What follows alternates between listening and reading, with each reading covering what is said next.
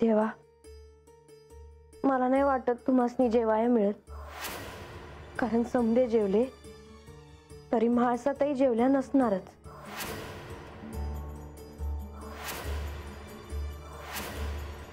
म्हणूनच सांगतो की तुम्ही जेवून घ्या, माझी वाट नका बघू.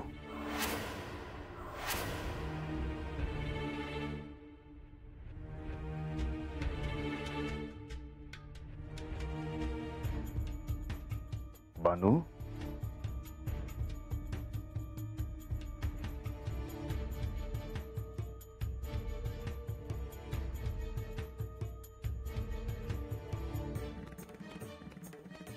बानू, असं करून कसं चालेल? देवा, तुम्ही हाता आला असा म्हणून हे समज सुरू झालं.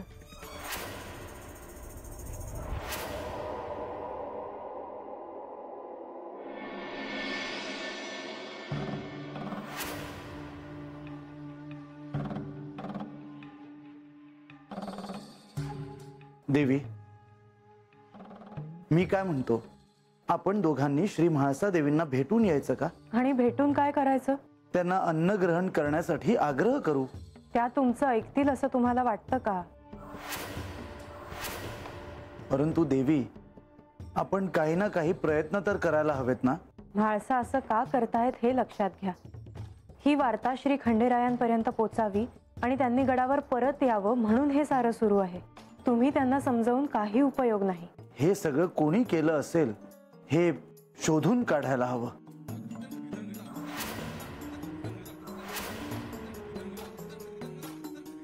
मुनीवर त्यांनी कळ लावली म्हणून हे सगळं घडलं. नारद मुनींना आख्यान होईल की नाही अशी शंका वाटली असावी, म्हणून जाता जाता प्रसाद दिलाय त्यांनी दोघींना. मी त्यांना विचारणार आहे त्यांनी असं का केलं म्हणून. परंतु आपण हे देखील लक्षात घ्यायला हवं की अनेक दिवस झाले श्री खंडेराय बानूकडे जाऊ शकले नव्हते. मग इतक्या दिवसांनंतर जर ते गेले तर काय हरकत आहे? श्री खंडेराय बाणाईकडे गेले आहेत म्हणून श्री म्हाळसा देवी रागावल्या नाहीत, तर त्यांनी एक सोहळा आयोजित केला असताना ते न सांगता निघून गेले, हा मुद्दा आहे. नारद मुनींनी अगदी योग्य वेळ साधली. आता हे सगळं आणखीन किती दिवस चालेल सांगता येत नाही. असं का म्हणता आहात? मी माझ्या अंतर्दृष्टीने पाहिलं आहे. त्यांनी बाणाईला वचन दिलं आहे की ते तिच्या बरोबर राहतील. हे जर म्हाळसा देवींना कळलं तर काही खरं नाही. आतापर्यंत जेजुरीत वार्ताही गेली असेल. ह्याच गोष्टीचा म्हाळसांना सगळ्यात जास्त राग येतो. लोकांपर्यंत ही चर्चा जावी ह्याचं त्यांना वाईट वाटत असणार. मी समजू शकतो, परंतु जर मी त्यांच्या बरोबर असतो तर मी त्यांना हे असं वचन देऊच दिलं नसतं. काहीही होवो, तुम्ही यात पडू नका. आणि श्री खंडेरायांनी बानूला असं वचन दिलं आहे हे देखील स्वतःहून सांगू नका. बर, नाही सांगत. मी योग्य वेळ पाहून म्हाळसा देवींना भेटून येईन आणि त्यांना भोजनासाठी आग्रह देखील करेन. बर, म्हणजे तुम्ही मला इथे थांबवता आहात आणि स्वतः मात्र जाताय. हे मला काही पटलेलं नाही देवी. हे असंच असतं. पण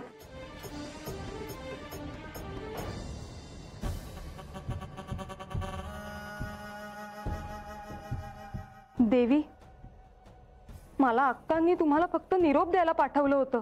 त्याखेरीज मला खरंच अधिक काही माहित नाही. तुझं सगळीकडे चांगलंच ध्यान असतं माधवी. तुला काही ठाऊक नाही हे मला अजिबात पटत नाहीये.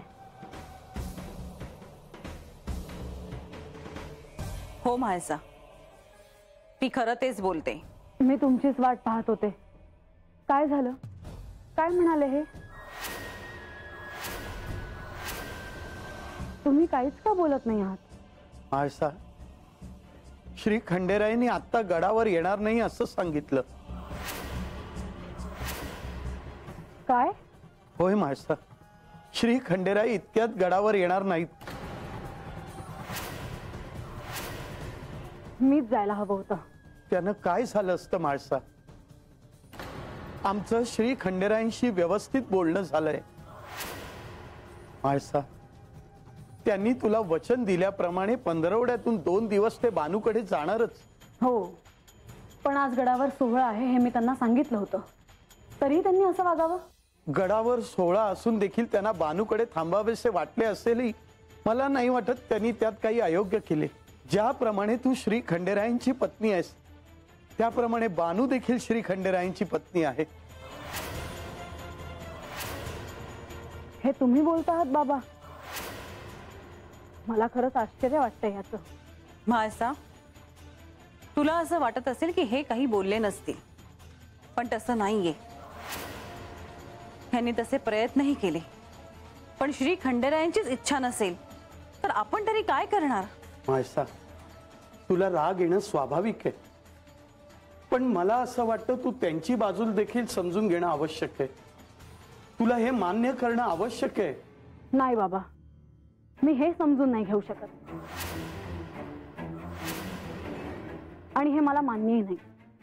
त्यांनी मान्य करो वा न करो, त्यांना गडावर यावंच लागेल.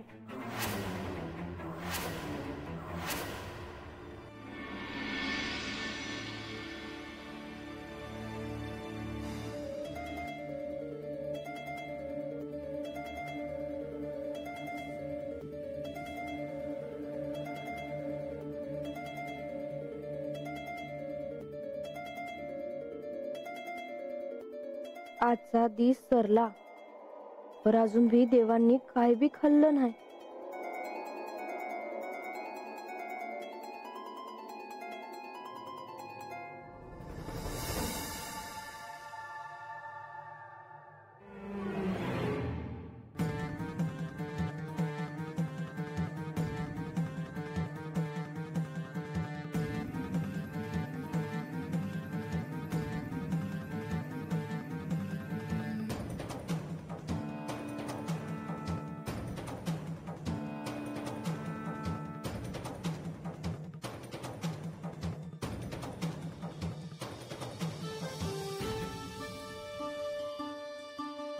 बानू, देवा, तू अजून जागी? देवा, अहो तुम्ही जागा असताना मला झोप कशी लागल? कळतंय ना, तुम्हासनी केवढा त्रास होतो हाय ते. घ्या जी.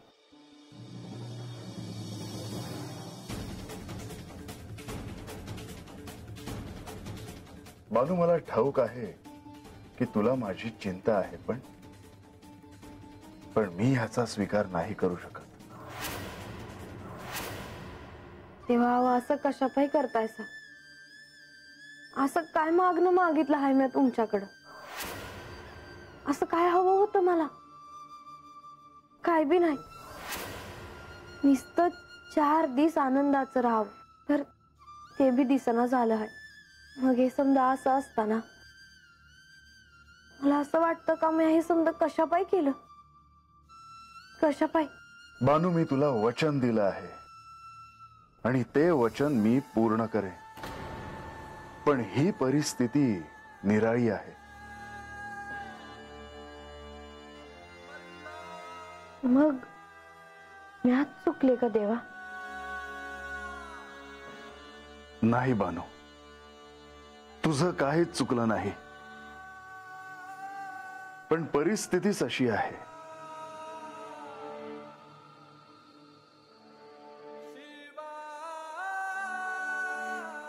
वय,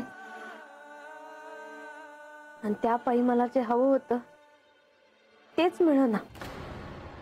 तुम्ही हात आनंदात असावं, मी आज तुमच्या संग सुखानं हात राहावं, तेच मिळेना झालं. मग तेव्हा तुम्हीच मला सांगा, हे समजा असं असताना मी आज तुम्हासनी कशा पायी जाऊ देऊ? सांगा जी. होय बानू, तुझं बरोबरच आहे, योग्य आहे.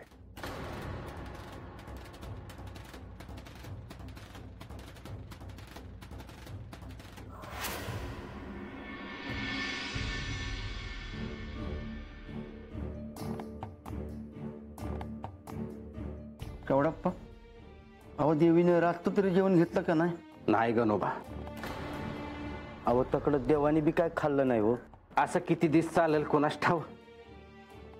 आधी गडावर समद्यासनी जेवाया घालून मग देवी जेवायच्या. आता त्यांनी स्वतः खाल्लं नाही म्हणल्यावर गडावर कुणी बी जेवणा झालंय. तुम्ही देवासने भेटला ना? वय काय म्हणले ते? कधी येणार आहेत गडावर? नाही सांगता येत नाही म्हणलं.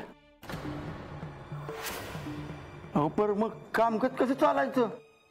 अहो देव काय तर राहून राज्याचं कामकाज बघणार आहेत होय. आता प्रधानजींनी काय केलं तरच ह्यो तिढा सुटेल. याला काहीतरी कारण असणार. ते उगा असं काय करणार नाहीत. आता आपणच आपल्या परीनं काहीतरी करायला पाहिजे बाबा. पर आधी देव आणि देवीने आण घेतलं पाहिजे, मगच गडावरची लोक भाकरीला हात लावत्या. होय होय खरं आहे.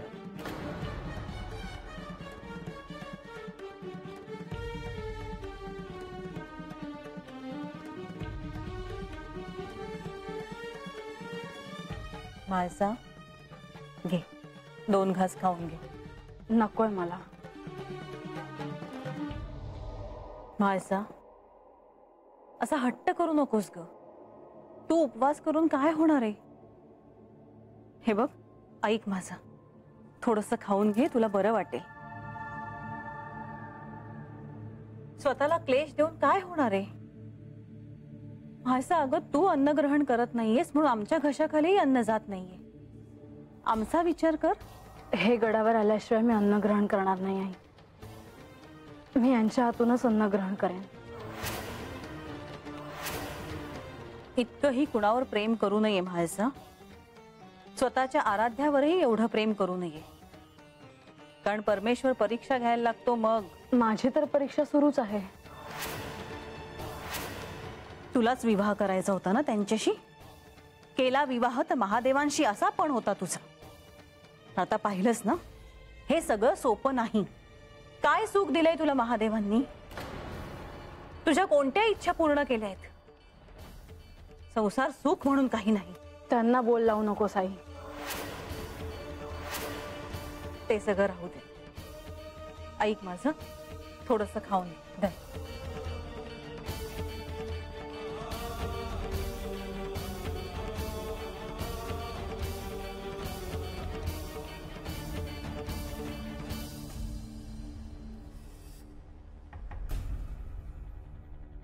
काय अवस्था केली माझ्या लेकीची. त्यांच्या जागी दुसरं कुणीही असतं तर सरळ विचारलं असतं, माझ्या लेकीने काय पाप केलंय म्हणून तिला अशी शिक्षा देत आहे.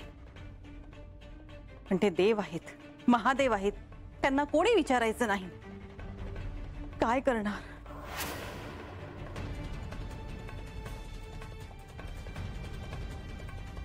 येते मी. यांनाही विचारायला हवं, त्यांनी काही खाल्लं की नाही पाहायला हवं. तेही उपाशी असतील. आई तुम्ही नका ना माझ्यासाठी उपाशी राहू. आई वडिलांचं हृदय तुला नाही कळायचं.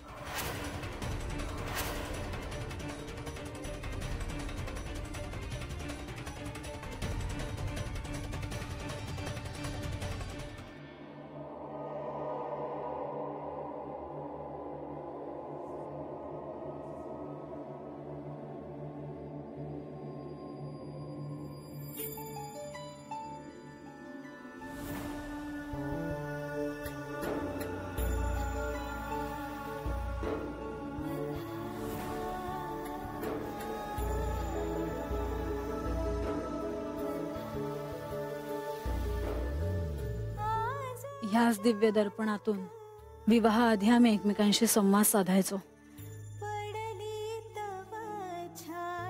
ते प्रसंग अजूनही मला आठवत आहेत.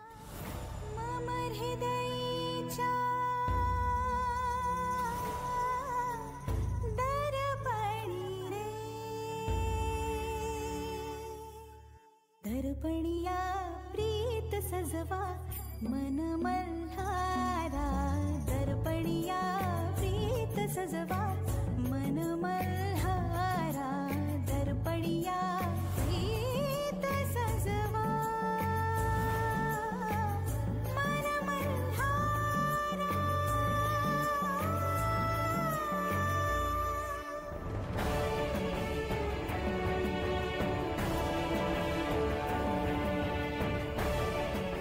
विवाहतिथी निश्चितीआधी या लाकडाच्या कुपीतले हळदीचे शिवलिंग तुम्ही मला भेट दिले होते आणि त्याचा अर्थ त्यावेळी मला कळला नव्हता. तो अर्थ मला त्या दिवशी भृगु ऋषीने सांगितला. ज्या क्षणी हे हळदीचे शिवलिंग आपला मूळ आकार सोडेल त्या क्षणीच आपणा उभयतांच्या नात्याला तडा जाईल.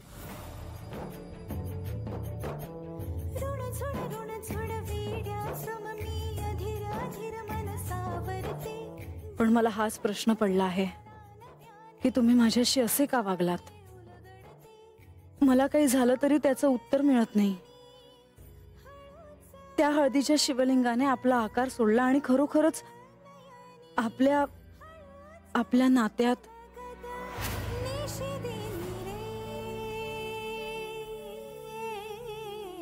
दर्पणिया प्रीत सजवा मन मल्हारा. दर्पणिया प्रीत सजवा मन मल्हारा. दर्पणिया प्रीत सजवा.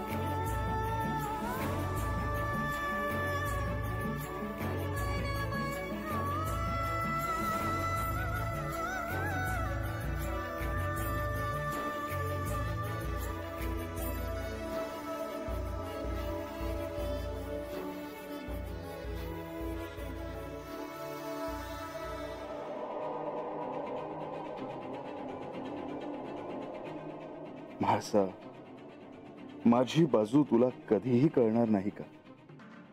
मी हे सारं का करतो आहे हे तुला कधीच कळणार नाही का?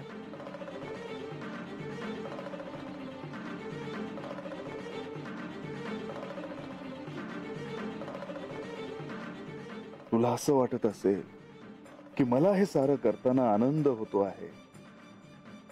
तसं नाहीये म्हाळसा. मी सारं काही विसरून गेलो आहे असं तुला वाटत असेल, पण तसं नाहीये म्हाळसा.